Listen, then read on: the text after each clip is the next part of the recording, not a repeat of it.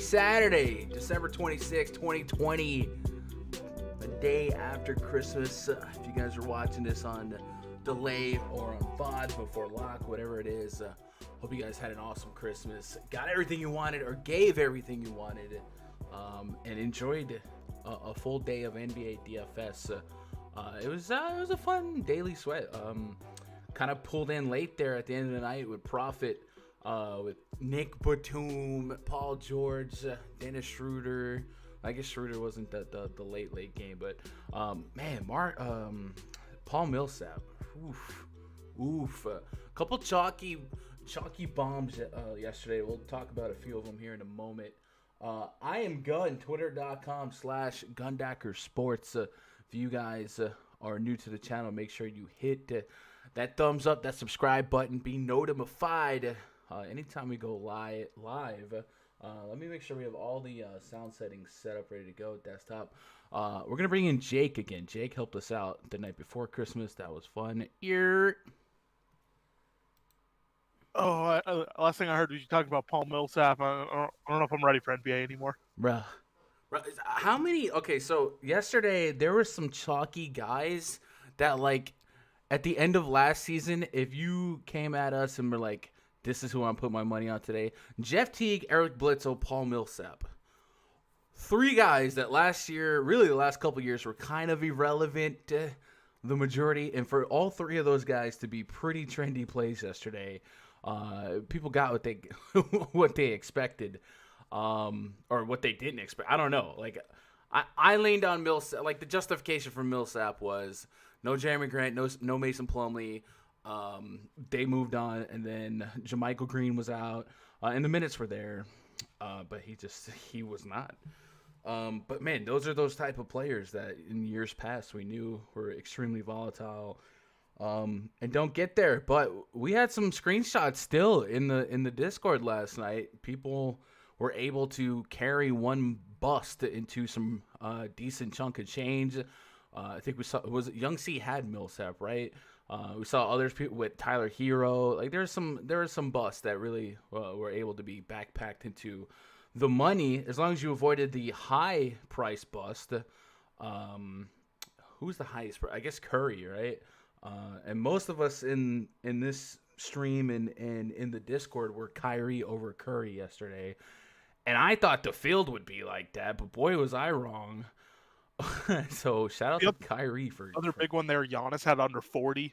Yeah, Giannis was underwhelming. I guess that made sense but Middleton got there, so I don't know. Yeah, Middleton off. What's up, Remy, Adrian, Crispy? What's up, Gun? Figure out Houston win money? Maybe. I feel like we'll talk a little bit more about game theory as we get to that game, but it certainly feels like one of those spots where the field is trying to figure that out, and then they just completely forget that other games exist. So I might try and seesaw my way to building opposite the field. Obviously, everyone's going to be on Harden, Christian Wood, and then trying to spin the wheel, make a deal with the Rockets' value. But there's plenty of games out there that exist and could also provide some tournament winners. So I definitely think figuring out Houston is key. But also, we know James Harden in years past, his usage absorbs at an extremely high rate, like ridiculous. So I definitely think Houston's going to offer some some stocking stuffers that don't really make us happy. What up, ACP, Young C? Here. Anyway, we have several games on the docket tonight. A little bit of a foreshadow with the Houston situation. So we will chop them up game by game using the RunDFS.com NBA VIP spreadsheet. If you guys want access to this spreadsheet, it is a premium perk. You can get that by going to RunDFS.com. Make yourself an account. Sign up for a VIP pass. A week pass right now would get you NFL coverage tomorrow. There were some games today and yesterday, but I really don't stretch myself too thin, but I am committed to Sundays. So if you guys want some coverage tomorrow, the spreadsheet, all that stuff will be waiting on you. And then the NBA spreadsheet. In the spreadsheet, you'll see my projections, projected lineups for each team, and my personal player pool on each site with my tiers. You guys don't have to copy me. You don't have to tail me. But if you're just wondering where I'm at on somebody, you can do that. And then I think perhaps most valuable is the RunDFS.com VIP Discord, where you guys can jump in here and chop it up 24/7. And then every day before lock, 2 hours before lock, we're in the voice chat, just kind of keeping our ear to the ground and hearing news, talking game theory, talking ownership, and making lineups. It's a fun part of my process. A lot of us have made that our process for the last couple of years. If you're a little bit shy to start off with, that's cool. Just mute yourself, listen in, and talk and chat. But we would definitely encourage you guys to be part of the conversation. And mic up. What up, Ryan? What up, Sway? What kind of effort do you really get from Harden? There's so many ways to spin that, right? Are we gonna go full Vince Carter and just sit there and be like, I don't want to play. I'm gone. Yeah, I mean that's my job here. Really isn't to kind of guess what James Harden is doing. I would say in the preseason, similar circumstances surrounded him, and he was doing it. But I don't know. That's we just got to go off of numbers and analytics, and that's what I got to go off of. I can't really tell you what James Harden is thinking. What up, Jeff? He wants to keep his stock up, though. He can't play like a bum. James Harden's stock is not moving. He can go out there and shoot 0 for 30, and somebody would still want him. It's just a matter if the Rockets give what or get what they want in exchange, and before long. Like, if you guys remember a couple years ago, Anthony Davis kind of held out in New Orleans for half a season. I feel like we might be going that way soon. But it's getting really petty. I don't know. It's who am I to come out here and just kind of guess that situation? I'm just here to chop up numbers. So let's do that. I have the spreadsheet open, and we got Vegas odds open. Let's get cranked up. We'll get to Houston in a little bit, but let's talk about some of these other games, these auxiliary games, according to this slate. And let's get started with the Cavaliers taking on the Detroit Pistons. Your project starting 5 for the Cavs: Darius Garland, Colin Sexton, Isaac Okoro, Kevin Love, and Andre the Giant Drummond. And they'll be up against Killian Hayes, DeLon Wright, Jeremy Grant, Blake Griffin, Mason Plumlee. A very, very low 213.5 total. And the home team Pistons favored by 1. We have the hashtag revenge game there for Andre Drummond. He's 8,400 on FanDuel, 9,200 on DraftKings. Last time out, he didn't quite satisfy guys like me who had really, really high hopes and expectations for him. Has DraftKings updated game logs yet or not? No. Okay, so we gotta stick with I guess FanDuel. FanDuel has it updated. He didn't quite satisfy our tournament expectations for him in terms of, that 50-60 bomb at 8K. However, him having an average game kind of kept his price point low. Only 27 minutes. Game got a little bit lopsided. I think Javal McKee came in and played a nice chunk. Larry Nance was doing his thing. And now you add Kevin Love back in the mix. So it's easy to process all that and just kind of give up on Drummond. But I also think if that game was a little bit more competitive, maybe Drummond plays a little bit longer. We'll pull up the popcorn machine from that game. Essentially on DraftKings, I'm not as curious. I still am curious. But on FanDuel, especially because, the blocks and steals are a little bit more rewarding, and his price is even lower, I'm still curious about having some Drummond ownership. And he actually went out there and closed that fourth quarter. So it's not like he didn't get a full 4. So, I guess you add Kevin Love into the mix, and Drummond got 27 minutes of 4 quarters of action. You might have to taper expectations here. Jake, at near AK on FanDuel. Drummond. It's definitely interesting, just because, if nothing else, the revenge game. No offense to Mason Plumlee, but he doesn't exactly instill fear in me. But, I mean, he did pick up fouls in the first quarter, if I remember correctly. So that hurt his minutes a little. But yeah, he only played a couple of minutes in the first quarter and then came out. Didn't close the first half. It's definitely interesting. You have to consider it, I think, on FanDuel. But I don't know. I mean, we'll get to a couple other guys, including, I believe, one in the next game that presents a good matchup. But I don't know. Drummond's interesting, but I don't think he'll be a top priority for me. Yeah, on DK I stay away. On FanDuel, just because I do think 50-60 is a range of outcome, I probably have to have him in the pool, but I probably won't be as bullish as I was the other night. So yeah, Kevin Love's also there. He is 6'5" on DraftKings, 6'5" on FanDuel.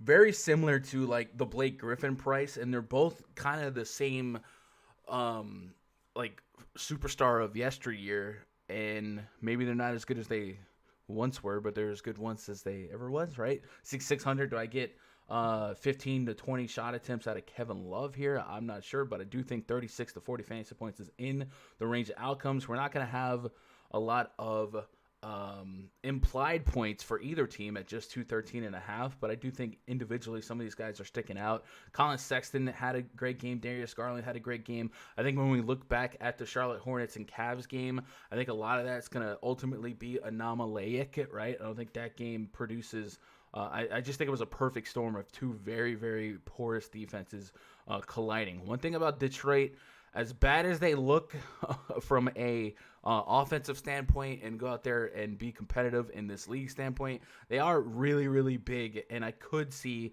a lot of lower scoring games against teams like the Cavs. So there is that. Mason Plumlee is sub 5K on DraftKings. He's 5,900 on FanDuel. I do think he's a point per minute guy. I still think he has potential to be upwards of 7K if his minutes are going to sit at 30 to 32.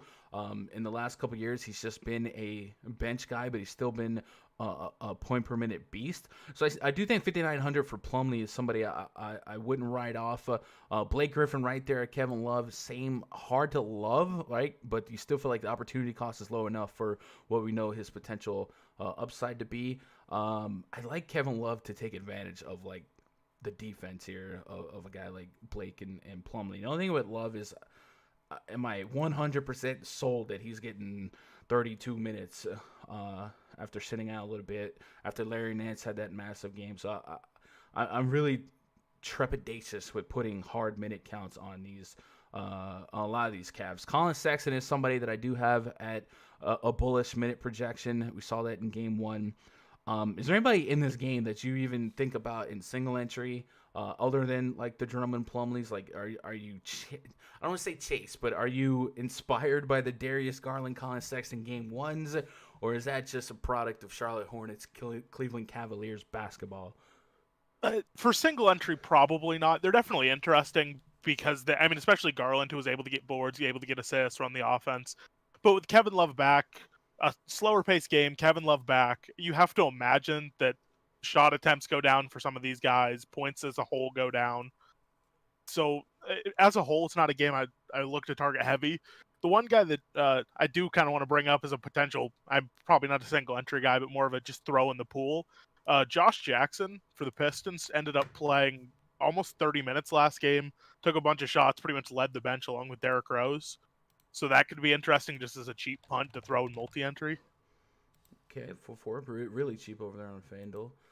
2019, I can get down with that. Wasn't he? Was he in Memphis or in Phoenix the last couple of years? I think he came from the Suns. Okay. Blake Leaper says Jeremy at the price could be interesting. Jeremy Grant at 52 on 51 on both sides. Yeah, if we can get to 30 there. I just don't. So basically, when I'm looking at this game, I'm looking at the implied total and what we have to deal with for the rest of the slate. I got to extract guys that I think have ceiling at their price point. I think historically, Drummond has a ceiling at 84 that we can win a GPP with. Kevin Love, I think on both sides does. Blake Griffin to an extent, but I think on Blake Griffin's best average day, like we're looking at 40. So I'm a little bit more of a buyer at 66, but at 7,100, I'm not pushing it. But even then, it's like I haven't seen it lately to be super enthralled by Blake. So like there's a couple plays here that are in my back pocket. I think Josh Jackson kind of sticks out the most here as a value back pocket play. Maybe he'll be the Nick Batum of the slate for me. I don't know. What else we got, chat? Sway says hard to get Drummond in there. Drummond was foul trouble. Grant is interesting for me. Not a lot of real good small forwards on FanDuel. All right, let's take a look at small forward before we move on, just to kind of think. Oh, well, that's an interesting, most expensive small forward. Not a fan. Indubitably, yeah. Hayward, Nance, and so Nance coming off the bench with Kevin Love in, right? You just can't at 7K. No, he got the price bump from almost putting up a triple-double, and that everything that he was doing is gone with Kevin Love back in theory. Yeah, small forward is going to be very spin the wheelie. Plumlee's one of the only ones I'm getting to on DK. I do think Plumlee has upside on both sites at this price, but especially at DraftKings. Like I think a double-double is still there. As much as like Drummond defensively, I don't think is what a lot of people think he is. I think he's still somebody that Plumlee could take advantage of, or they could just get into a hack fest, but I still think Plumlee's too priced. I think if Plumlee's going to be a 30-minute center, he probably could be a 6 to 7K center from what we know.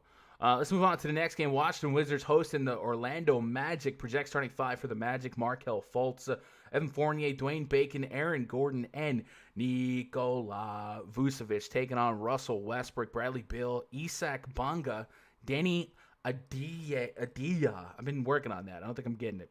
And Thomas Bryant. We got 231.5 total, 2-point spread in favor of the home team, Washington Wizards. So this morning when I was working on this game, I saw that much like last year, there's a plan for Russell Westbrook to have load management on back-to-backs, and I did not see an update on whether or not he was going to be in tonight, out tomorrow, or vice versa, and I don't see anything. No, I looked right before we came on. There wasn't anything. All right, so I guess we have to assume he's in until he's out. So I guess Westbrook's in. That's how we run. Now, when that news drops before lock, things might shake up. But all right, so a 231.5 total. It's gonna be an upper. The Wizards are gonna be upper pace. The Magic, of course, is gonna be the Magic.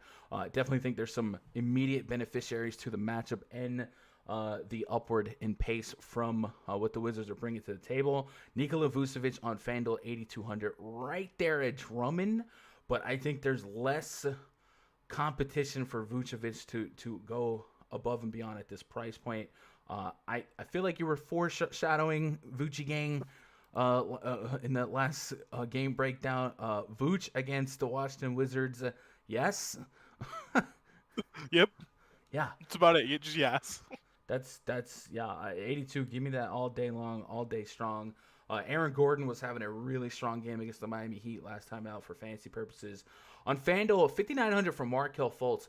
I was a little bit curious to see this morning when I was taking my first look, because I do think that's a price he could take advantage of, considering the matchup. He is a guy that can be sneaky with the peripherals too. Like, it wouldn't shock me if he had 8 rebounds tonight. Last time out, 29 fantasy points, 28 minutes. So if he can point per minute against the Miami Heat, I definitely think there's hope for him here. So I probably put him on my back pocket as a mid-tier FanDuel point guard. Even on DraftKings, I don't think he's out of the question. So give me some of that. I really think all of the Magic are in play in a vacuum. I maybe don't play Dwayne Bacon, but like Evan Fournier can get hot.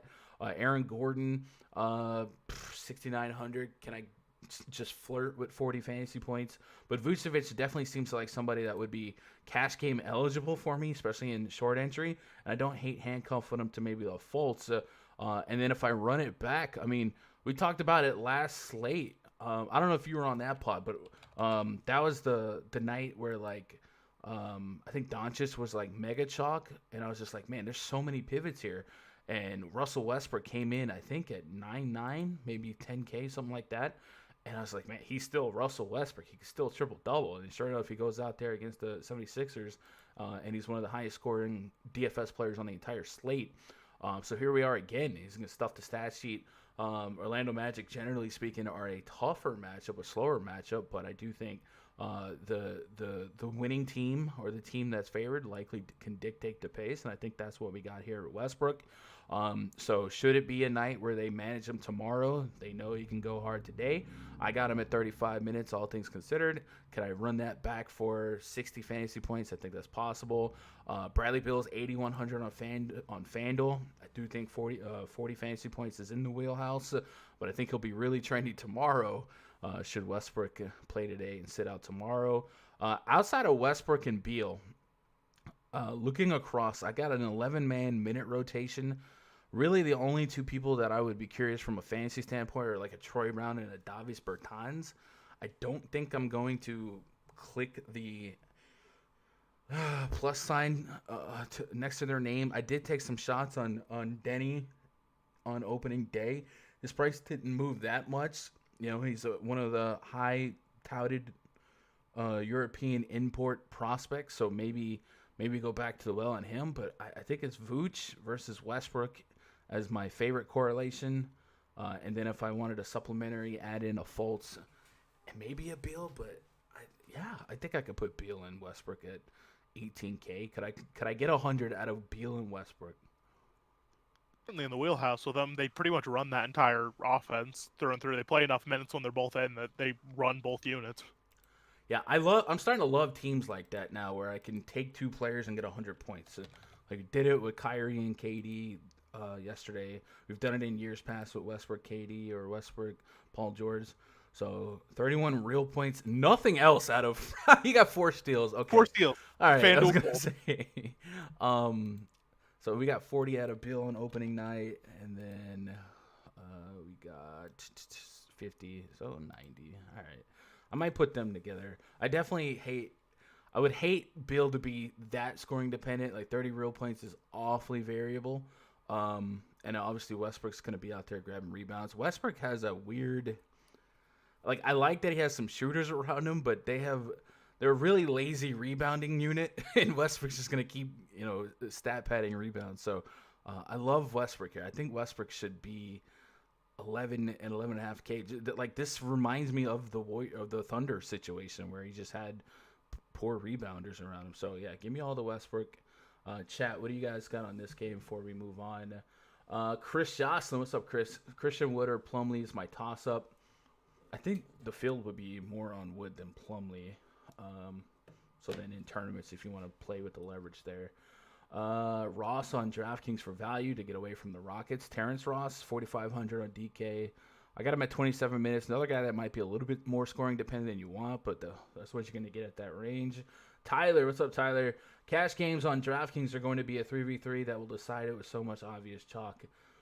Oof. Don't you hate when slates are like this big and there's still such a high level of chalk? That's why I'm a tournament guy now. Sway says, other than Harden, Hill, Wood, who else is super chalk in cash? I don't know yet. Westbrook and Beal staggered a lot that game. Really? The minutes they played, they were able to still stagger? I think they're setting it up where, like some teams, where they want one of them on the court at all times. Oh, yeah. Okay, I see what you're saying. Yeah, for sure. All right, look at the popcorn machine on that. The other thing there with other than watching if Westbrook plays today, is Bertans was capped at 20 minutes last game. He did play exactly the 20, so I'd be curious if they raise his cap because he's really cheap on FanDuel. Yeah, we'll see if that evolves. But yeah, there was not a minute that went by in that game that Westbrook or Bill weren't on the court. So I do like that. It's such a nice handcuff to just throw a blanket over everything. But like I said, the matchup against the Magic isn't like extremely alluring, but I just love taking some shots on usage here and perhaps mispriced because I do think Westbrook and Beal on FanDuel have room to grow on their price. 93 for Beal on DraftKings, probably a little bit more appropriate, but I do think there's some room on that FanDuel price. Lots of interesting stuff, but I don't think I get into it in that game. Okay, Ross and Anthony for the win. What's up, Paul? Cole Anthony. I like Anthony Edwards, but Cole, we'll get to that game. Yeah, that interview was hilarious. Cole Anthony, point guard. Cole Anthony. He was a point per minute. It is intriguing, right? Because Fultz seems like he's just never going to be a 33, 34-minute guy in the regular season, at least from what we've seen. They don't have DJ Augustine, so he's the backup. Maybe MCW. They have MC Dub. He played Yeah. 20 minutes, or roughly. Yeah, I would want that to not be a thing, but yeah. But James Ennis out still. Alfred Camino out. All right. So if I'm writing in pencil, I'm writing Westbrook, Beal, Vooch. No Bryant, huh? Probably not. If he's just not going to rebound, like he can score a little, but Westbrook and Beal are going to do so much of that. If he's not going to rebound, like Yeah. what did he have in the first game? 10 points, 5 boards. Yeah, give me Volts, Vooch, Westbrook, Beal, and then we'll move on. He's playing the DJ Augustine role. Yeah, and it's just a volatile. Just a matter of do you produce in those minutes. Oklahoma City Thunder at the Charlotte Hornets. The Thunder, this is their opening night. Project starting 5 for the Thunder: SGA, George Hill, Lou Dortz, Darius Baisley, and Al Horford. Taking on Devontae, Moonlight, Graham, Terry Rozier, Gordon Hayward, PJ Washington, Bismack Biyombo. In that last Hornets game against the Cavs, we were really seeing both a Hornets stack and a Cavs stack kind of get there. Terry Rozier, he hit a couple of threes that game. That was awfully anomalic in my opinion. Maybe I'm a Rozier hater. I don't think that happens again. I also don't think I would ever pay $7K for Terry Rozier. If it happens, it happens, man. I don't think I'm getting there. Devontae Graham's 5,400 on FanDuel. That one is, I'm a softie for Devontae, but because he's a shooting guard, if I can get 25, 30 out of him, I do think that's in the wheelhouse. 37 minutes. If I don't project Terry Rozier to shoot 30 points from 3, I do think he was just a couple of buckets away. So if I take some of those threes away from Terry Rozier, and this is Devontae Graham, this is somebody who is known for hitting threes. Those are deep minutes, and we know he's a high assist guy. So at 5,400, I definitely think I'm going to have some Devontae in my shooting guard player pool. Gordon Hayward is unique at 7K. I think a lot of us have been just kind of adjusted to him being a 6K guy on the Celtics. But, I mean, they went out and got Gordon Hayward. This is supposed to be their guy. In game number 1, 36 minutes, 28 real points. Stuff the stat sheet a little bit. Is there meat on the bone still at 7-2? Probably. Like, I do think it's 40 to 45 fantasy point games are in his wheelhouse. Maybe a surprise 50. Maybe the Thunder are not that team to extract upside because they have been a solid defensive unit, but this is a lot of changes from last year to this year. No PG, no Steven Adams, CP3, no Steven Adams, Danilo Gallinari, guys like that. So they may take a step backwards defensively. So maybe Gordon Hayward still has a little bit of that 40-point oomph in him. Cody Zeller broke his wrist, right? He fractured his hand. So he's out. That's going to give us Bismack Biyombo, the Big Mac Bimbo, 3,800 on FanDuel, 3,600 on DraftKings. Doesn't have to do a whole lot. He's a guy that we've seen hit value in years past with just rebounds and blocks. This could be an opportunity for him to do that again. I don't think he scores a lot of real points. Like a lot of people are so excited to play him. I don't know if they were going to get like 20 real points or anything like that. But I do think if you're just looking for that stocking stuff for value play, yeah, Biyombo has just got an opportunity before him to play upwards of 30 minutes and likely produce at a decent clip. Last game out, 11-4, 16 fantasy points, 24 minutes. You put a couple extra minutes there, sure. I think on FanDuel, and we kind of discussed this with like the Wisemans and guys like that. I think on FanDuel, I might just let the field play with Biyombo because I do think Biyombo could be a solid value play. Like, even at 10x, right? If he gets 30, 40 fantasy points, am I okay with getting some, like, 50, 60 fantasy point ceiling potential out of Vucevic? I do like Gobert. We'll talk about that.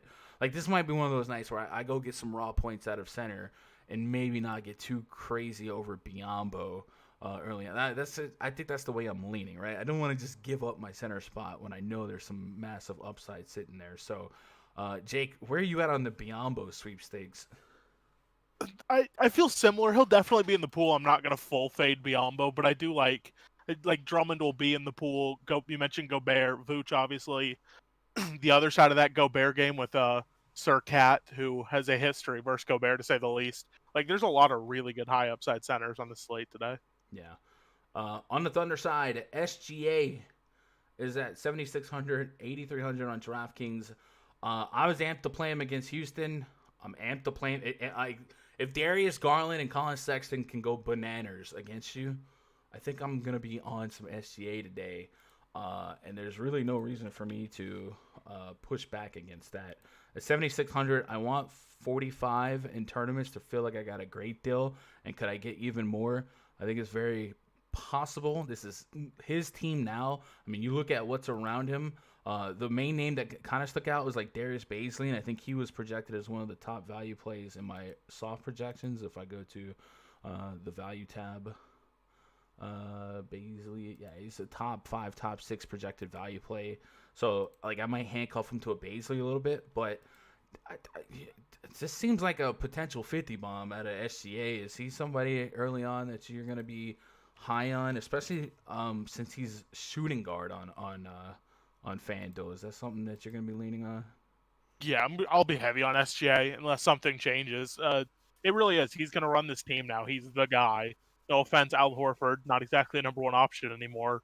Like, I mean, we've seen it last year. SGA tends to play heavy minutes. He tends to have a heavy role, and it's only going to get heavier now. And he can do it all. He can grab boards. He can get assists. He can get steals. Mm-hmm. Like, feels like a nutty spot for SGA, and I feel like over the season his price won't be in the 7Ks.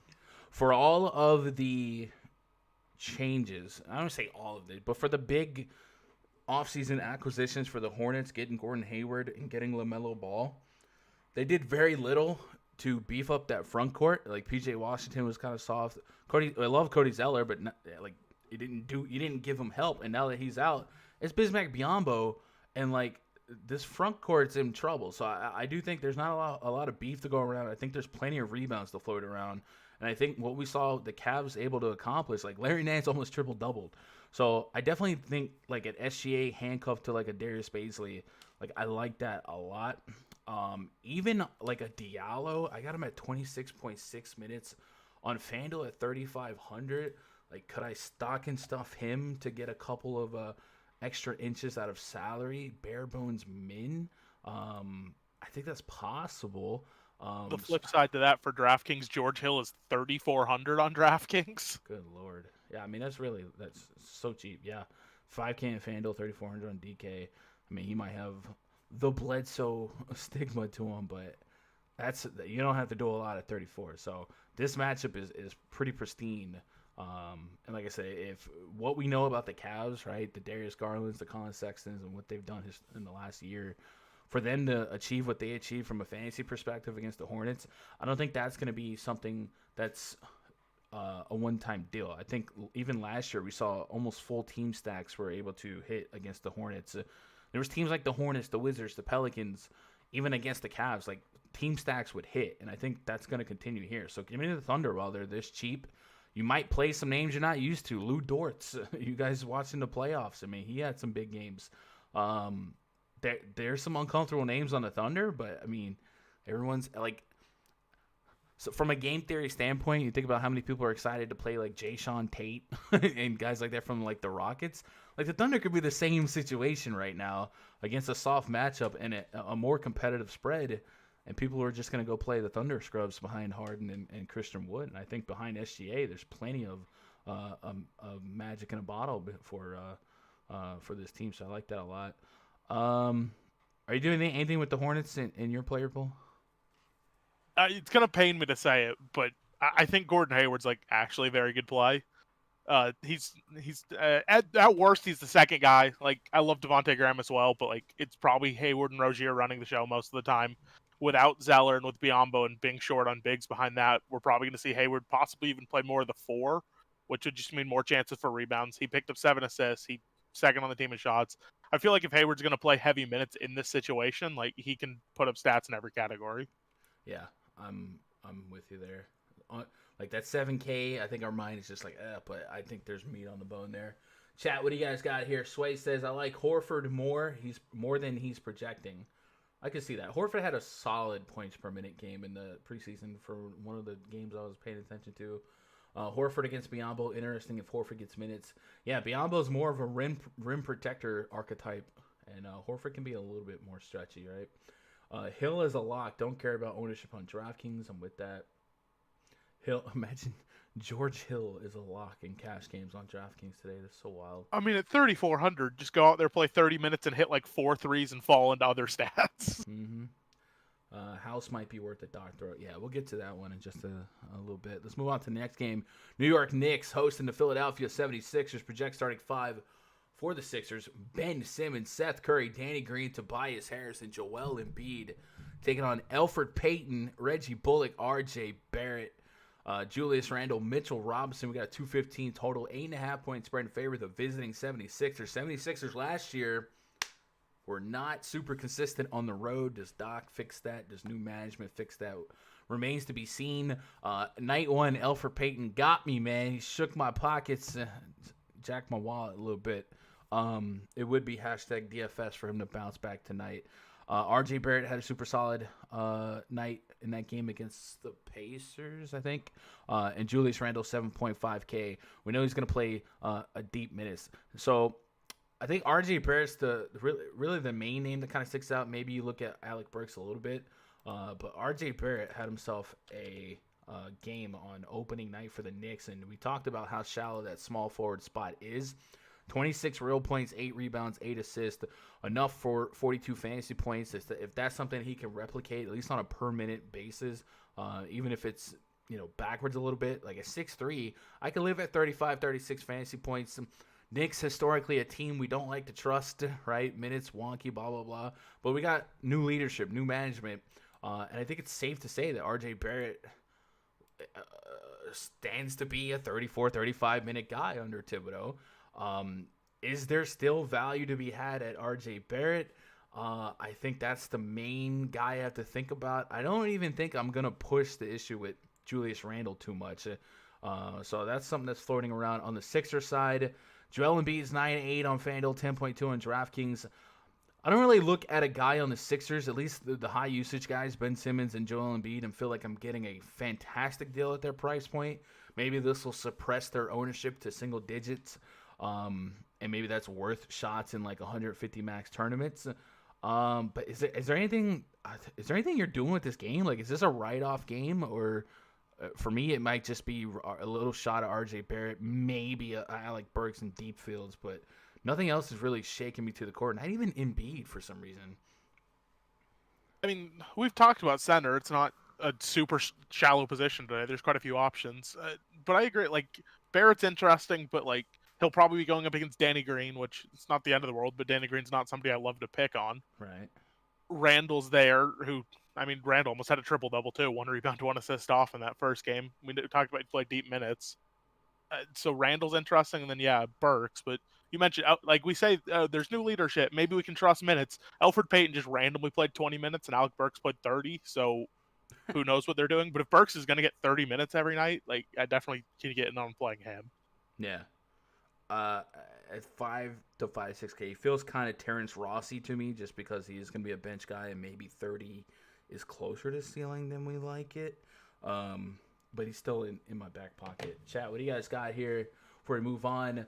Mar_215 digits. What's up, buddy? I love SGA, but how can I play him if I am playing Harden and Brown? Brown, like Sterling Brown, on FanDuel? Do I drop down from Houston? So I think, I'm not going to answer that. I'm not going to tell you what to do. I just tell you what I do, especially on these bigger slates where variance is king. There's going to be more than one way to skin a cat when you get to the top of a tournament. We've seen that in these a couple first nights. People are really high on some of these guys that the leverage and the pivots right themselves. I was way up. I thought Kyrie was obvious yesterday, and I log in and Steph Curry's 50% owned. I'm like, what? And I got Kyrie at like 20%. So that was my. If you told me beforehand that Steph was going to be like that, I probably would have had no Steph, and I just would have went locked on Kyrie. It just made more sense. Kyrie was in a way more competitive game. I know I could put him and KD together, and they probably give me 100 fantasy points if it stays tight. And Curry was like, if that game survives, it's because of Curry, and it didn't survive. So I was on the right side of that one. But even opening night, we saw a lot of money on the high dollar guys like Luka Doncic on FanDuel at least. So I think obviously James Harden is going to be like that 80% usage monster with no one else there on paper. But, if he just drops 60 fantasy points and then you drop down and SGA has a 45-50, and then I'll be honest, you don't know what you're going to get out of Sterling Brown. Like, we've seen Harden start with like Austin Rivers and Eric Gordon and like backup guards. Like, they don't all hit value. That's probably not a likely range of outcome here. I think maybe you grab two guys. I think the Christian Wood, the James Harden makes sense, but I would be very, very trepid on soaking up the value chalk there, especially when it's so early in the season that every team is giving us some mispriced stuff. And this is just for big deep field tournament game theory.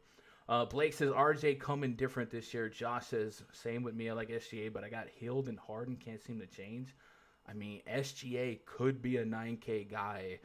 When you look at that team, it's his team now. He's the captain now. He could be one of the 30% usage guys, and he's just underpriced. Like, I don't know. I would want to build my lineups backwards. So if everyone's going Harden and like Biyombo or something like that, then give me SGA and I'll beef up center spot a little bit. This is just I'm more of a tournament, guys. Milton's interesting for Philly. I played Dragic and Drew. I did have a chunk of Dragic yesterday. I will say, as a Dragic owner, right, and Jake, we love Dragic. Maybe we got a little bit lucky with Jimmy Butler not playing the second half. Yeah, it didn't hurt. So I'm not gonna full on. I don't want to be that guy that victory laps Dragic. Jimmy Butler only played one half, but yeah, Dragic absolutely was nutty. My Dragic and Kyrie lineups were at the top because I played Drew because his last name was Holiday. That's why James Wiseman had ownership on Christmas. Hate paying over 5K for 6 men who are guards. I can agree with that. Shake Milton actually is interesting. A little Knicks might get blown out. It's very possible. But remember, if 76ers on the road have something to prove. Anyone fading Harden? I'm not going to say I'm fading Harden, but I do think there's enough pivots out there for me to leverage the field. Like, if I start looking at these ownership projections and Harden is 30 to 40%, which last year in this same spot, right? Like, if there's no Westbrook, there's no usage there, James Harden's going to be a 50% usage guy, whatever it is. It's crazy. He could drop 70, he could drop 80. There's plenty of reason to love Harden, but I think there's still enough firepower out there and enough questions about Harden's situation that I might just go elsewhere. Because we've also seen Harden just be an average 50 fantasy point guy, and last time I looked, Portland was a sizable favorite. So, in tournaments, or at least in single entry, I might fade Harden and just kind of like let the field leverage itself and give me some of the low percent. Because, man, we have seen guys like Jokic, like Kyrie. Jokic, man, first 2 nights, he's like really, really low owned. Like, these household names are just garnering so much ownership that, like, the points are out there. Like, there's just different ways to put this puzzle together. And as long as Harden really stays under 65, I think there's ways around it. But you guys understand what I'm saying. Dragic was balling though, regardless. Yeah, Dragic's a great point per minute guy, but we did catch a break without Butler, and really the rest of the team too. Tyler Hero, not so much. We just had to go there, didn't we? I mean, he was a small forward, bro. He was 5K small forward, and he still sucked. Indiana Pacers at the Chicago Bulls. Next game on the docket, project starting 5 for the Pacers. Malcolm Brogdon, Victor Oladipo, TJ Warren, Domantas Sabonis, Miles Turner taking on Kobe White, Zach LaVine, Patrick Williams, Lauri Markkanen, and Wendell Carter Jr. 223 total, 5-point spread in favor of the visiting Indiana Pacers. Last year, the Pacers were often priced as a stackable team. What I mean by that, maybe not a ceiling stackable team, but you put 2 or 3 of them together, and they were probably going to combine to give you a solid floor. And on opening night, we kind of saw that trend continue, even with the full 5 being there, the Depots, the Turners. So I still think that trend is applicable here because they're 7K or less. Sabonis is at 85, but he smashed it, and this is a Bulls front court that we've picked on liberally in seasons past.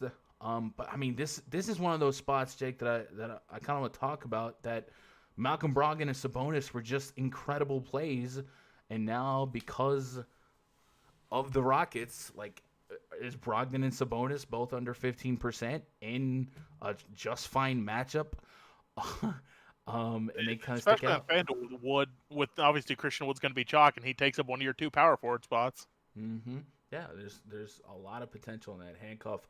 I do think they're not priced to the gills, but they're at least Sabonis, he has got some work to do at 85. Give me that 45, 50. Malcolm Brogdon just does enough of everything. Like, even when he's not dropping 20 real points, he's picking up boards, picking up assists, peripheral stuff like that. 46 fantasy points. I think that's possible in a matchup like this. So I definitely think, like, this is one of those angles I want to play here. Like, if people are getting priced out of 7 and 8K people because of Harden and Wood and stuff like that, I think they're kind of, I don't want to say obvious, but they're there. And to an extent, you can make some backdoor cases for Miles Turner. The Chicago Bulls last year allowed 5.9 blocks per game. Very undersized team. One of the highest blocks allowed per game team, if that makes sense. And Miles Turner averaged over 2 blocks per game. So on FanDuel, could this be one of those 4 or 5 block blow-up spots for Miles Turner? I think it's possible. It's not something I'm in love with at that price. He's almost 7K. But it's just game theory, low ownership plays that just kind of float around in my head. On the Bulls side, Zach LaVine very much so underperformed that last game against the Hawks. He's 7.5 on FanDuel, 89 on DK. I think in a bubble, I'm still going SGA over LaVine, even at a little bit of a price difference. And on DraftKings at 9K, boy, is that hard to get behind, because I don't feel like the Pacers on the wing are super under prepared in terms of defending guys like LaVine and Kobe White. So I probably don't get to Zach LaVine today, but it would be hashtag DFS for him to pop off here. Patrick Williams went from a mid-price guy to 4,500. He got there for us on night one. Don't have to push the issue at this price point. Larry Markkinen, he was a slow burn. I think he ended up getting there, but it was a slow burn because I remember there was a lot of tilt in the Discord early on. And then at the end of the night, he got there, but then like Wendell Carter didn't. Yeah, Markkinen 39 fantasy points, 21 real points, 7 for a couple steals. So maybe Markkinen still has a little meat on the bone at that price point. But I think I'm more on the Pacers here for some floor and even some ceiling. Is there anything on the Bulls that I'm kind of missing there? Like, do you feel like you're getting a steal on LaVine, White, Markkinen in this matchup? No, not really. The one thing I will go back to, albeit a lot lighter now that he's not min-price, I will go back to Patrick Williams. I feel like he's pretty game script proof right now. He's their top rookie. They want him to play. He played the most minutes on the team. He was second on the team in shots. He can pick up some boards. Obviously, he's a lot better at min-price, but I can have him in the pool still at 4,500. Yeah, nothing I'm pushing at 223. Young C says, fam, I'm just now finding out that VIP2 won me 500 on DraftKings last night. I don't know what you're talking about. John Collins only played 18 minutes. Do I like Lillard tonight? Yeah, well, definitely. I'll talk about Lillard when we get to that game, too. How do we do last night? What up, Tony? I had a good night. I think everyone in the RunDFS.com Discord had solid nights. Even my old lady turned, I think it was 60 until like 2:30 or whatever. So like, well, that wasn't a solid night. She's just a shark now. She's sharking it up, man. She's live on Twitch right now playing Fortnite. Huh? Only thing is so much upside for LaVine. LaVine definitely does have upside, but it's a little bit flaky. And I would say with LaVine, there, like, if Larry Markkinen is going to score 20, 30 points, it probably means LaVine's not, and Kobe White's a scorer. So I do think there's a little bit more people or more competition for real points, and that's something that is going to be big on LaVine having those ceiling nights. I did on OK and Showdowns, main slate terrible. Yeah, there was even football yesterday and today. Yo, what's up with like people breaking touchdown, right? Tom Brady might have beat Kamara if they gave him a second half. I mean, they had to get Blaine Gabbert out there, the real quarterback one. Gabbert's about to get a contract. All right, let's move on to the next game here. Toronto Raptors at the San Antonio Spurs. Project starting 5, For the Raptors, Kyle Lowry, Fred VanVleet, OG Anunoby, Pascal Siakam, and Aaron Baines taking on Dejounte Murray, Lonnie Walker the fourth, DeMar DeRozan, Keldon Johnson, LaMarcus Aldridge. Aldridge, one of the guys that kind of underwhelmed me, but I also kind of got a little bit okie doke. I thought he was going to be the 4, not the 5. I don't know if Pop's going to continue that. We'll see. 227.5 is our total 2-point spread in favor of the visiting Toronto Raptors. We'll start with the Raptors side. This is a team that like no one's really standing out to me as must plays on a 9-gamer. Maybe Van Vliet still somebody minutes in matchup can get together. Remember, San Antonio Spurs just gave up a massive night to John Morant. I probably don't look at Lowry to be someone to emulate that, but maybe Van Vliet can kind of pick up some of those fantasy points. I do think the Raptors are a team I'm going to end up being really, really shallow on, if not out on today, just because position deepness for the shooting guard spot. That's where Van Vliet's at, and then Lowry's just kind of not something that is overly appealing. So on the Spurs side, Dejounte Murray has moved to just 100 under 7K on FanDuel, 6,400 on DraftKings.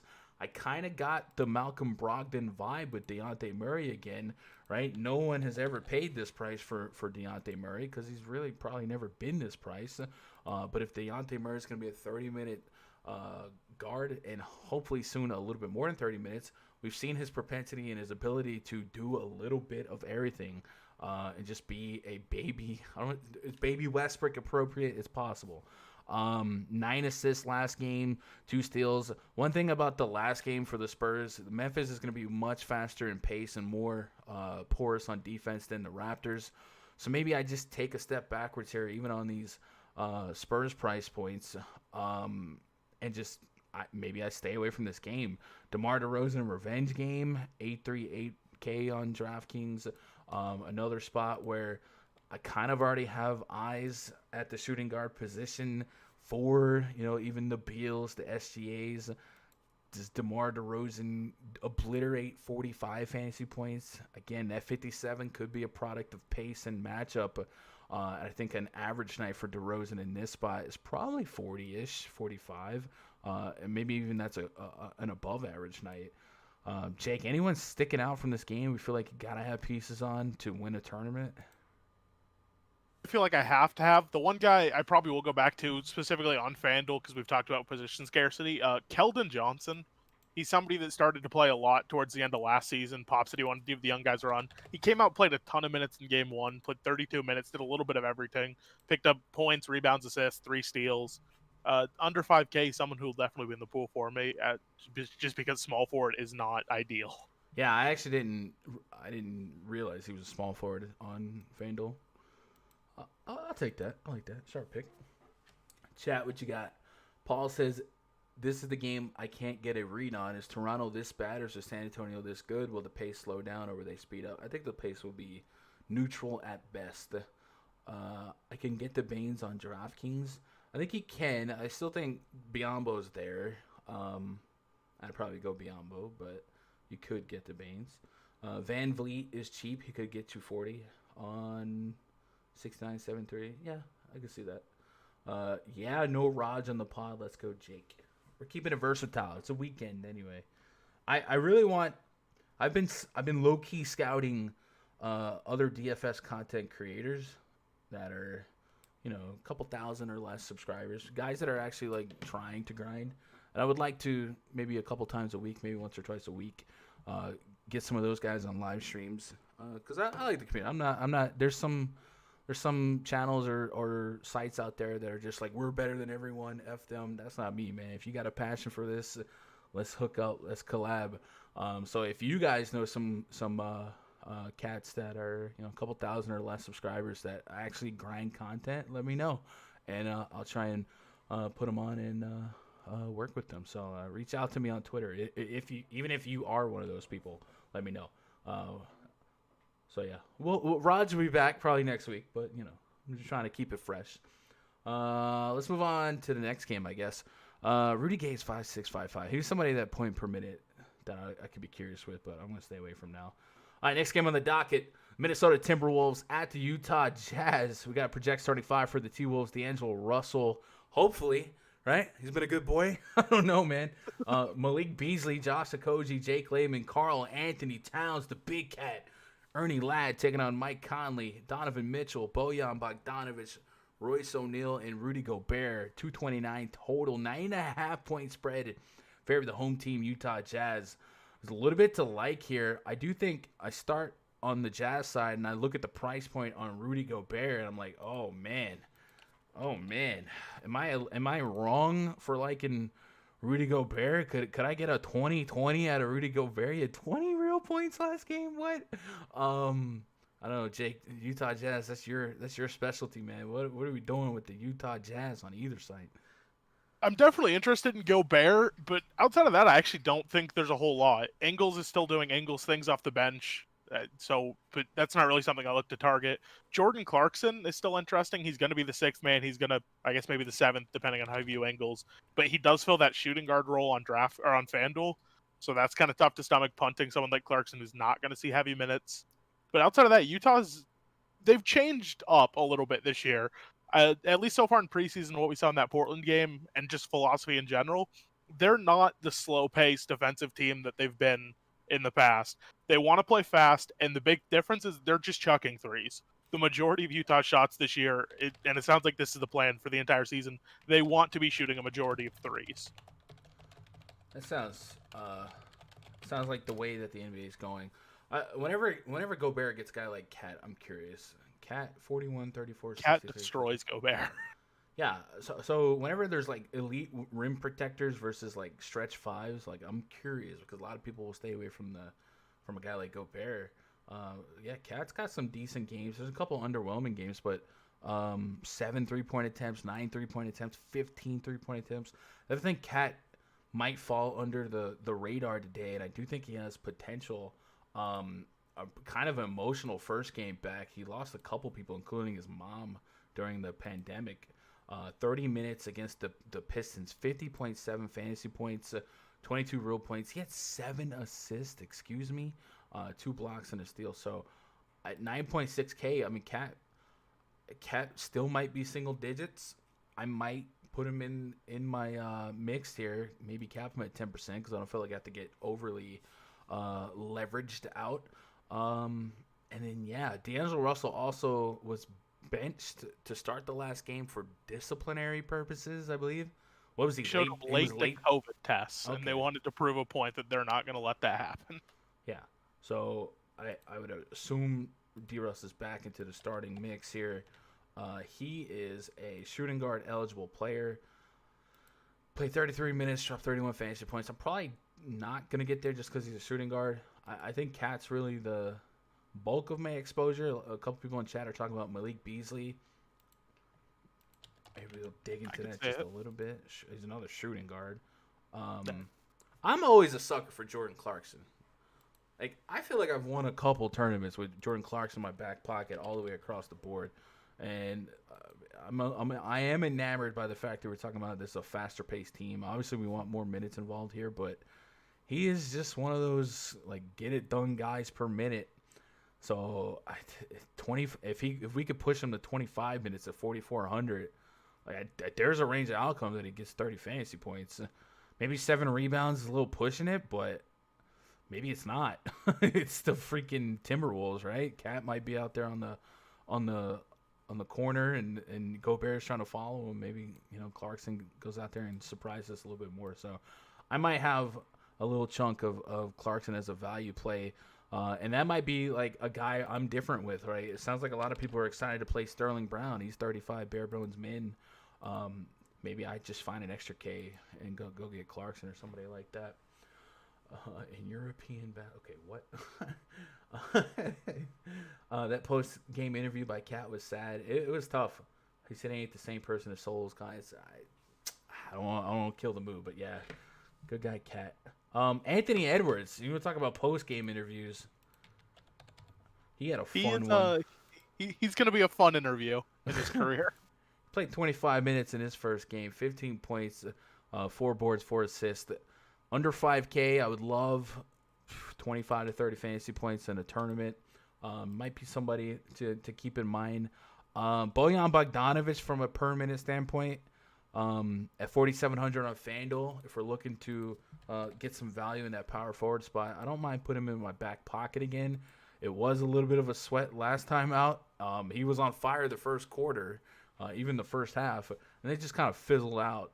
But he's still somebody that I think every now and then will be a contributor. And even Joe Ingles was somebody that kind of helped you out big last game in DFS standpoint.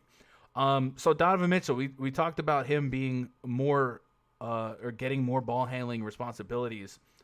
One of these games when we least expect it, Jake, I think Mike Conley is going to have a solid fantasy game. He's 62 on FanDuel, 65 on DraftKings.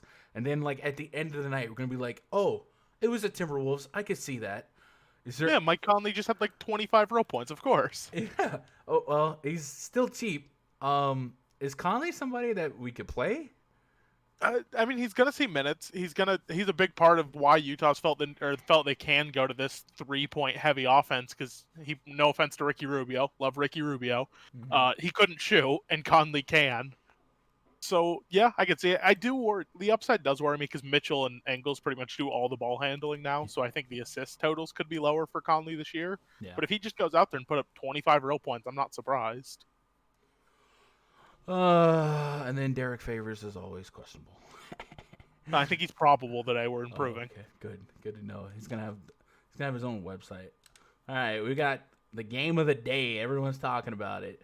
The Rockets at the Trailblazers. Project starting 5 for the Rockets. Good God, who knows? James Harden, Sterling Brown, Daniel House, P.J. Tucker, Christian Wood is what I pulled from RotoWire. That is subject to change. Taking on Damian Lillard, C.J. McCollum, Derek Jones Jr., Robert Covington, and Yusuf Nurkic. A 226 total. Portland, when I wrote that, was favored by 8. Just out of curiosity, has it moved? No. They were at 8.5, and they actually moved down to 8. That's interesting. So we know that historically when James Harden just has insanely high usage in and of himself. When you take out guys like Westbrook, and even when you remove like Capella from the mix, and now you just remove any NBA name that you know, right? There's not even an Austin Rivers now, no Eric Gordon. You would assume if you take out all of the narrative and the hoopla of this show that they're putting on, you would assume James Harden has that ability to be a 1.8 fantasy point per minute guy today. We'll talk about the numbers first. The numbers are there at 11K on FanDuel, 10.9K. If you got 35 to 36 minutes of that type of James Harden usage, certainly somebody that could drop 70, 80 fantasy points. It sounds like the ownership's going to be there. What do you do with this Harden situation? Are you just going to have to buy the metrics for now? This is a situation you mentioned with Westbrook and all those. We've seen it come up multiple times the last few years when Westbrook gets ruled out and we have this mega chalk Harden. I've always stood on the side of when a situation like this happens, specifically with Harden, I'm just going to play him. I can't push back on that. It makes a lot of sense on both, and usually on FanDuel it's not that hard to get him in anyway. There is like back of your mind questions on is he there for condition? He only got a game of preseason in, right? Or maybe 2. I think so, yeah. And he looked like a couple pictures that looked unflattering. You wonder about that. You wonder if he would be a 36, 37-minute guy. Like, would the coach there is real life unquantifiable aspects that could affect the situation. And another thing is the 8-point spread, right? There is a range of outcomes where they kind of get blown out. So I think everyone, whatever your decision is, make it your decision. It sounds like the mistakes in this game might be in the value of the Rockets, because I don't know that we're going to see the Brown, House, Tucker, Nwaba, Cabolo, like Jay Sean Tate. Like, I don't think all of these guys are going to win a tournament. There's a lot of people sending me 4-man Rocket stacks in my DMs on Twitter, and I'm just like, man, I don't know. 9-game slate. What really are the odds of that being the nuts? So play Harden if you trust it. Christian Wood, though, is somebody that I think makes sense as the number 2. Right now, he is projected as my top value play. No, he's not my top, but he's up there. I got him at 7.06 value on DraftKings, 6.23 on FanDuel from the soft projections. 5,900 on DraftKings. There's plenty of meat on the bone if he lives up to what we know he can do, what we've seen him do elsewhere. Was he a high foul per minute guy? Christian Wood. I think so. Fouls per minute last 100 games. Or what am I don't know about foul per minute. Why did I put per minute? Fouls per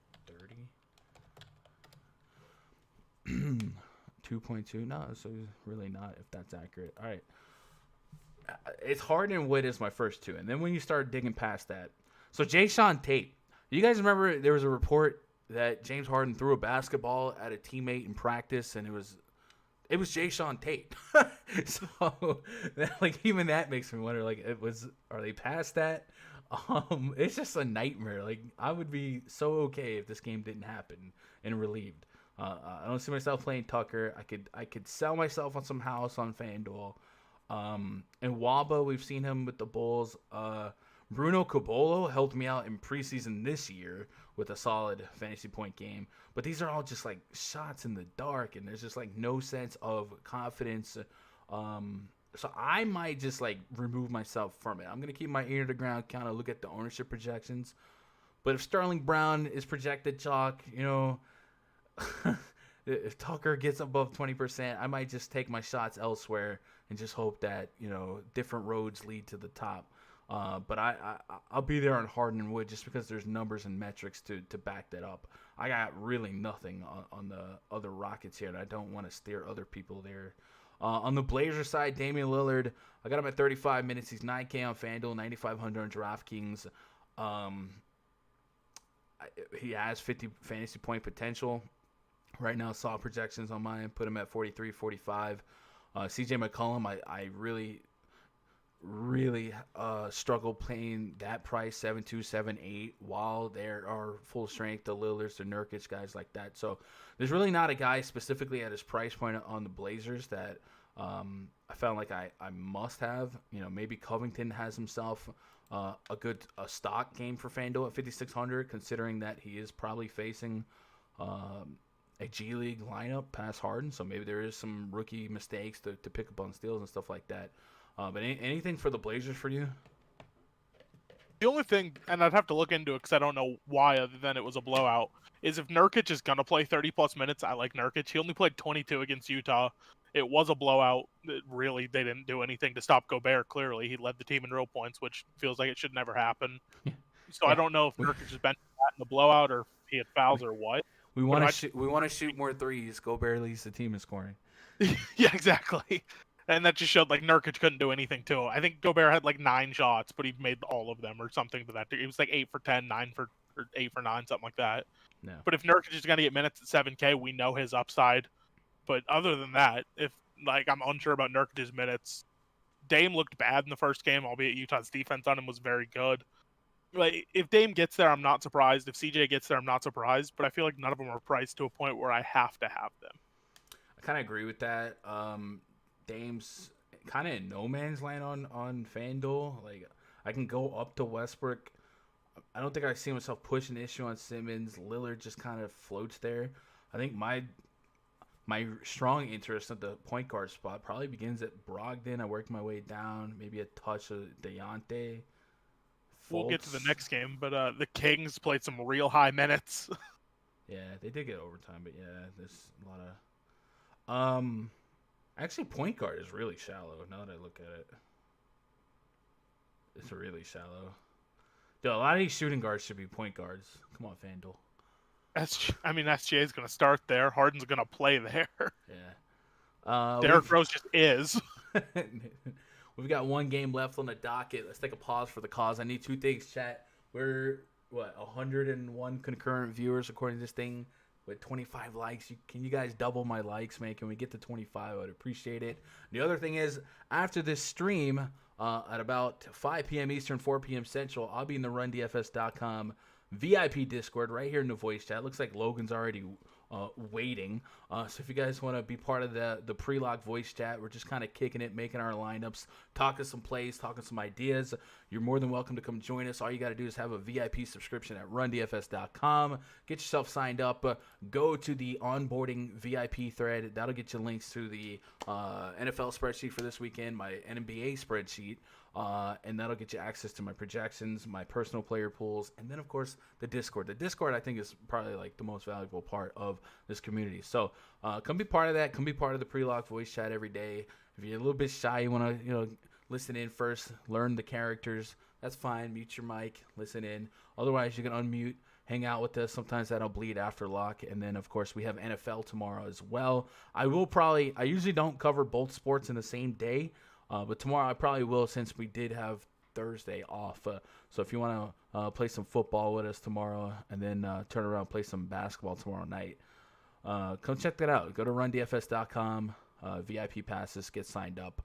Also, twitter.com/GundackerSports, man. Interact with me. My DMs are open. You don't have to follow me. I don't have to follow you. You can shoot me a message. And if you guys ever have like fantasy questions you want my spin on, at me. All right, 30 likes. Can we get to 50? Jeff B says, why you got that Tate guy so high? Man, it's just a matter of punching numbers and letting algorithms take over, right? And I think you just kind of have to accept that there is some variance when it comes to a situation like this. It's kind of unprecedented. But Jayshawn Tate, based on what we know from before the NBA, at his price point, 3K, if I put him at 27 minutes, and I think we have an 8-man rotation, and there's some guys that I just don't feel comfortable putting over 20 minutes. I mean, if he's going to be a 30-minute guy, same with David Nwaba, the reason he's high is just because the minutes might soak up 20-plus fantasy points. It's not like I got him breaking the slate with 40 fantasy points, just 22. It's just that projects well when you're mid-priced. We are taking into consideration that most of these players will be hungover, right? Yeah, a lot of people are just straight up drunk when they're. Well, I mean, it's hard, and so I'm sure he was having some fun. Portland. I don't know. Portland's got some stuff going on. Phoenix Suns at the Sacramento Kings. Project starting 5 for the Suns. Chris Paul, Devin Booker, McCall Bridges, Jay Crowder, DeAndre Ayton taking on De'Aaron Fox, Buddy Hield, Harrison Barnes, Marvin Bagley, and Rashawn Holmes. We got a 227 total, 3.5 point spread in favor of the visiting Phoenix Suns. This is a pretty juicy total, tight spread, and a lot of eyes, even on a 2-game slate. Like if I go play that 2-game slate, I definitely think there's a leverage and single entry to just like stack this game and avoid the Rockets nonsense. I'm not saying that will work, but just to take advantage of leverage. There's a lot of potential competitiveness in this game. Starting with the Phoenix side, more so on the FanDuel price points. Devin Booker 7,900 on FanDuel. He's almost 10K on DraftKings. So if you trust the DraftKings algorithm a little bit more, you might get yourself some value out of that Booker price point. And if this is a night where everyone's forcing in Harden, not a lot of people are going to have the money there for the Devin Booker, especially since like SGA's right there. I got to assume a lot of people put SGA as number 2. So something to think about there in big field tournaments in opening night. 34 minutes, 22 real points. Didn't do a whole lot at this price point, and really not much at 10K as well. DeAndre Ayton, I think, is somebody I like quite a bit on both sides. 7,400 on FanDuel, 8,100 on DraftKings. I like the fact that Chris Paul is there. I think Chris Paul is somebody that can get the most out of his bigs. He's already a high point per minute type of guy. 7,400. Could I get a 50 bomb out of him? I think it's possible. Just 24 minutes against Dallas. I'd assume that there's a reason for that, right? Let me pull up that game log. 102, 106. Was he just in extreme foul trouble? Yeah, I think he had fouls early. Yeah. He had 2 personal fouls in the first 3 minutes. I would do it. That's not what you want. And then he played the whole fourth quarter. So, yeah, I didn't touch the court in the second quarter. So, I don't think that'll be the case for the most part. So, I like DeAndre Ayton to be kind of a lower own. I think he could push single digits, if not just like under 15% on FanDuel. So, I like that. On the King side, De'Aaron Fox. I see a lot of people on Buddy Hield. And don't get me wrong, like I don't think he's a bad play inherently. 5,600, looking for 25-30. But he barely got 31, and that came from the overtime walk-off, right? So I definitely think we should understand that there's a range of outcomes where Buddy Hield at 56 could just be 20, 25 fantasy points. and that's fine for what it is. But I don't think he's a lock, like smash button lock, like a lot of people are on. I still think he's in the pool, but I don't think he's like super safe. De'Aaron Fox, I kind of dig on FanDuel 8,200. That point guard position's really, really shallow. A guy that probably gets 35 minutes just naturally. He played 38 with the OT, 21, 4, 7, couple of peripherals there. Another guy we're at the price point I really want, 40 plus. And then the front court, Rashawn Holmes is kind of okay, but the minute projection is probably not going to be too high. And Marvin Bagley, I think, could still be a point per minute. What do you do with this one, Jake? Are we a little bit different in how we're approaching? No, there's a couple guys. Obviously, overtime definitely helped. He played the overtime. Harrison Barnes is interesting to me, which never feels good. But around 6K, he should still play heavy minutes even without the overtime. And it is small forward, which, as we mentioned a couple of times, not a great position. Mm-hmm. And then it's another shooting guard one, so I don't know if I end up getting there. But Halliburton's someone I'm going to be really interested in a lot. He played 30 minutes. He actually didn't play overtime, but he played the entire fourth. Yeah. So he just got minutes there. He can score when he has to. He can do a bit of everything. He's cheap. I hate that a shooting guard. I believe he's 100 cheaper than Clarkson, so that also doesn't feel good if you want to go that way. But other than that, Ayton's the really interesting one because he did have the fouls. He didn't play really at all in the first half. If people see that and they're like, oh, I don't want to do that when there's these other centers out there, this could be a really good spot for him. Yeah, I'm going to buy Aaron Ayton. I think we can stay out of foul trouble here. I think I don't know who he was fouling in that game. Like, I don't know if Dwight Powell was poking him like that or if it was just Luka. Luka probably drove the lane and got a touch foul. Yeah. So yeah, I can get down with some Ayton here. Everyone else just seems like a supplementary shot in the dark. I don't think I core this game. I think on FanDuel Fox has a case, but I mean Chris Paul might tighten up that guard defense just a little bit. So I probably am just leaning Ayton for some of my frontier exposure.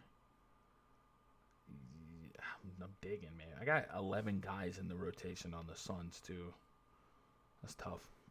Chat, what do you guys got on this one or on anything? That is your 9-game slate on FanDuel and DraftKings. Paul says Halliburton's great stock to own an NBA player, well-rounded and cheap. Love me some Hield and Fox. Good combo and will be low owned. I definitely think there's enough juice in this total and a tight enough spread that even if even if it took a 6% overtime game to happen, it's possible. The price difference between Booker on DK to FanDuel is so big. It just makes you feel like you're getting a deal on FanDuel, but like I said, in a vacuum, I gotta go SGA. And then of course Harden's gonna assume a lot. But man, Beal, if you had to rank Beal, SGA, even Donovan Mitchell, and then Booker, like in this scenario, like is Booker the third? Like I think I got SGA 1 out of not SGA Harden. 1, Mitchell 4 for me, and then Booker and Beal would be 2, 3 in some order. Yeah, I think that's fair. Obviously, this is pending Westbrook being in. If he's out, then that changes Beal's projection a lot. Yeah, I'm with that. All right. That is your 9-game breakdown, chat. There will be no stream tomorrow. Probably no video tomorrow based on how busy I am for NFL prep tonight. But we will have VIP NBA coverage tomorrow in the Discord, spreadsheet coverage, stuff like that. And then we'll be back at it Monday. There's a loose chance that there will be a video tomorrow, but I don't know yet. SGA 1, Beal without Westbrook, 2 Booker, 3 Mitchell, 4. Okay. I think Bridges is cheap. Gotcha. So that's going to do it for us. I appreciate you guys hanging out on a Saturday afternoon. Hopefully you're vibing. You got them leftovers. Kids are happy. You're watching football. And you're ready to make some money tonight. I'll be in the RunDFS.com VIP Discord in 40 minutes in the voice chat. So come be part of that. If you have any questions for you, sign up. Twitter.com/GundackerSports. Gallows out for the Hawks. That's not on this slate. But yeah, I appreciate it. I love you guys. Good luck. God bless. And go win some money. Hit that thumbs up.